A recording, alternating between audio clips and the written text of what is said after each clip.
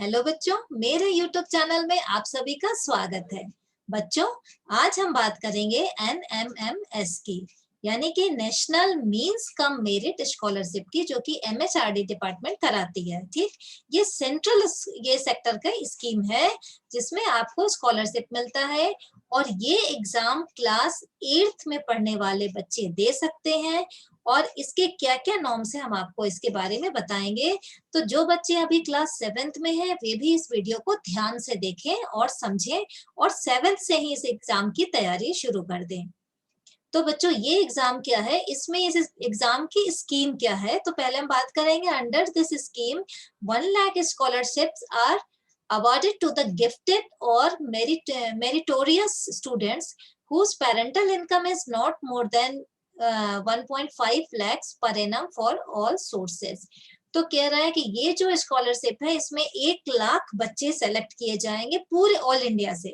पूरे भारत से 1 लाख बच्चों को ये स्कॉलरशिप दी जाती है। और ये जो है एक तरह से जो मेरिटोरियस स्टूडेंट्स हैं, जो तेज पढ़ने वाले बच्चे हैं, उनको दिया जाता है। लेकिन वो भी जिनके पिताजी की पेरेंटल इनकम जो है बोल रहा है कि जिनके पिताजी की एनुअल इनकम 1.5 लाख से कम हो और पर एनम और फ्रॉम ऑल सोर्सेज, यानी कि जहां जितने भी सोर्स से उनकी जो इनकम आती है। एक तरह से इसको सिंपल भाषा में हम समझ लें कि जिनके पिताजी की आय 1.5 लाख से कम है और जिन्होंने आय प्रमाण पत्र बनवा रखा है, वो बच्चे इस स्कॉलरशिप को भर सकते हैं। इसके साथ कह रहा है the scheme would provided reservation to different categories of students as per the state and union territory norms, as different states and union territories have their own norms of reservation। तो कह रहा है इस एग्जाम में reservation भी है। Reservation mean जो OBC SC ST के बच्चे होते हैं उनको उसके अकॉर्डिंग रिजर्वेशन दिया जाता है। लेकिन ये पूरे जो इंडिया के जितने भी स्टेट्स हैं या यूनियन टेरिटरीज हैं, उनके जो अपने नॉर्म्स होते हैं रिजर्वेशन देने के, उसके अकॉर्डिंग रिजर्वेशन इसमें है। फिर इसके बाद इसमें स्कॉलरशिप कितना मिलता है। The amount of scholarship will be ₹12,000 per annum and ₹1,000 per month, यानी 1,000 रुपए पर मंथ के हिसाब से 12,000 रुपए आपको साल का इकट्ठा मिलता है। As separate examinations shall be conducted by the state governments and union territories administrations for selection of students for the award of the national means cum merit scholarship in the states and UTs। तो कह रहा है कि एक separate examination होता है जिसको states और यूनियन टेरिटरीज अपने अपने अकॉर्डिंग कराती है और उसी के अकॉर्डिंग वो सिलेक्शन होता है। 1 लाख बच्चे छांटे जाते हैं, लेकिन हर स्टेट से अलग अलग उनके जो है होते हैं कितने बच्चे इस स्टेट से होंगे। तो यूपी की हम बात करते हैं, तो यूपी में आप जो बच्चे हमारे हैं, तो यूपी में ये पॉपुलेशन ज्यादा है तो यहाँ की सीट जो है ज्यादा है, लगभग 10,000 के ऊपर यहाँ की सीट प्रोवाइड की गई है। फिर ये एग्जामिनेशन कई भाषा में होता है, आपका हिंदी में भी होता है, इंग्लिश में भी होता है, गुजराती में भी होता है, कन्नड़ में भी होता है। तो इस तरह कई भाषाओं में एग्जामिनेशन होता है अपने अपने स्टेट्स के अकॉर्डिंग। अब कह रहे प्रोसीजर क्या है, प्रोसीजर फॉर सिलेक्शन ऑफ जो है अवार्डी स्टूडेंट्स। तो कह रहे each states and union territories will conduct its own test may consist of the following 2 test. सब जितने भी यूनियन टेरिटरी स्टेट्स अपना अपना वो जो टेस्ट कंडक्ट कराते हैं, लेकिन जो है उसमें पैटर्न सेम होता है। पहला मेंटल एबिलिटी टेस्ट यानी कि मैट, दूसरा स्कॉलिस्टिक एप्टीट्यूड टेस्ट यानी कि सैट। तो बच्चों, हम आपको बता दें कि अगर आप इस एग्जामिनेशन को देते हैं तो आपको आगे चल के क्लास 10th में जो राष्ट्रीय प्रतिभा खोज परीक्षा, जो नेशनल टैलेंट सर्च एग्जाम होता है NTSC, उसमें भी आपको बेनिफिट मिल सकता है, क्योंकि एक तरह से आपको पैटर्न पता चल जाएगा। दोनों एग्जामिनेशन के सेम पैटर्न होते हैं। अब इसमें कह रहा है मेंटल एबिलिटी टेस्ट में क्या है कि may consist of 90 multiple choice questions. The question in the test में be on analogy, classifications, numerical series, pattern perceptions और हिडन फिगर्स, यानी अलग अलग तरीके के 90 मल्टीपल चॉइस क्वेश्चन यानी MCQ बहुविकल्पीय प्रश्न के प्रकार के क्वेश्चंस आते हैं। और इसमें हर तरह क्लासिफिकेशन भी है, न्यूमेरिकल सीरीज भी है, पैटर्न भी होते हैं कि इसके बाद ये डिजाइन है फिर क्या होगा, और या हिडन फिगर है कि इसके बाद अगला नंबर क्या होगा। इस तरह से मेंटल एबिलिटी के क्वेश्चंस आते हैं। फिर दूसरा है स्कॉलिस्टिक एप्टीट्यूड टेस्ट यानी सैट में consist of 90 multiple choice question. इसमें भी 90 मल्टीपल चॉइस क्वेश्चन बहुविकल्पीय प्रश्न होते हैं। Questions covering subjects normally namely science, social studies and mathematics as taught in classes 7th and 8th।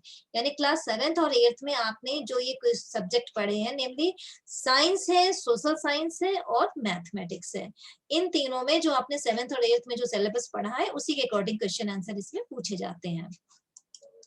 अब the students shall have minimum of 55% marks or equivalent grade in class 7th relaxable by 5% for SC ST students।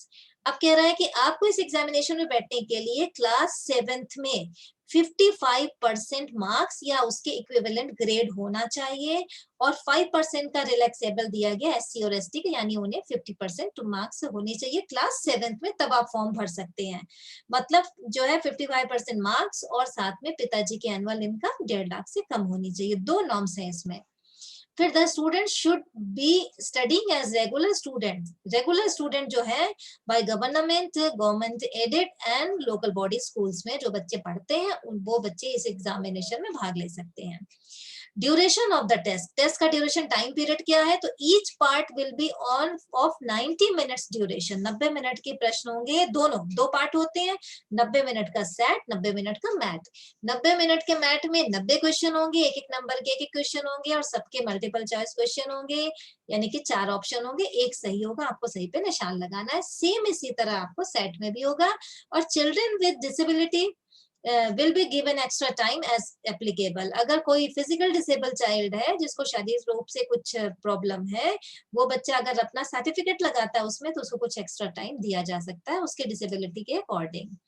अब declaration of जो है result, तो declaration of result क्या, for selecting the students the following condition में apply. जो student select हो गया उसके लिए ये कंडीशन अप्लाई की गई है। क्या है, the students must pass both the test, यानी कि आईई मैथ एंड सेट दोनों में उसको पास होना जरूरी है। कितने, with the at least 40% marks, 40% mark के जो है साथ उसको पास होना चाहिए in aggregate taking together for these two test. इन दोनों टेस्ट में मिलाकर के 40% मार्क्स उसके आने चाहिए। For the SC ST students this cut off will be 32% marks, यानी कि उनका जो SC ST कैटेगरी में आते हैं उनका जो है थोड़ा सा कट ऑफ लो कर दिया है। 32% जो है नंबर पाएंगे तो वो जो है इसमें पास माने जाएंगे। और जनरल और OBC के लिए 40% है। At the time of selection for the award of scholarship, the student must have scored at least 55% marks or equivalent grade in class 8th examinations। अब कह रहा है कि इसके बाद आपने 40% मार्क्स ले आया, आपका क्लास 7 में 55% मार्क्स था, आपने फॉर्म भर लिया और आपने एग्जामिनेशन में 40% मार्क्स आपका आ गया। उसके बाद भी अगर आपका क्लास 8th में 55% मार्क्स आता है तभी आपको ये स्कॉलरशिप मिलेगा। There will be 5% relaxable for SC ST, यानी SC ST स्टूडेंट्स को 5% और कम यानी 50% में भी उनको मिल जाएगा। तो बच्चों ये पूरी थी जानकारी इसके बारे में। आप इसको जो है अच्छे से तैयारी करिए और जो अभी आपकी एग्जाम के बच्चे फॉर्म भर चुके हैं, आप लोग एग्जाम की डेट भी आ गई है, 13 दिसंबर की डेट जो है फिक्स की गई है। और अगर कोविड के कारण कोई प्रॉब्लम नहीं आती है और 13 दिसंबर को आपका एग्जाम होता है तो आप अच्छे से तैयारी करके इस एग्जाम को दीजिए। और इस एग्जाम को देने के बाद जो बच्चा क्लास 8 में क्वालिफाई कर लेता है उसको 9th 10th 11th 12th 4 साल जो है स्कॉलरशिप के दिया जाता है। और इसमें आगे मैं बताऊंगी कि कैसे कैसे इसको जो स्कॉलरशिप पाने के लिए किस तरह क्या नॉर्म्स है, कैसे जो है इसका अप्लाई कर किया जाता है।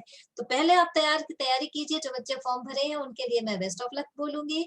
और आप अच्छे से तैयारी कीजिए और इस एग्जाम को दीजिए और उसके बाद अच्छे मार्क्स आप जो है ले करके इसको क्वालिफाई करिए और एग्जाम क्वालिफाई करने के बाद आपको इसका स्कॉलरशिप मिलेगा।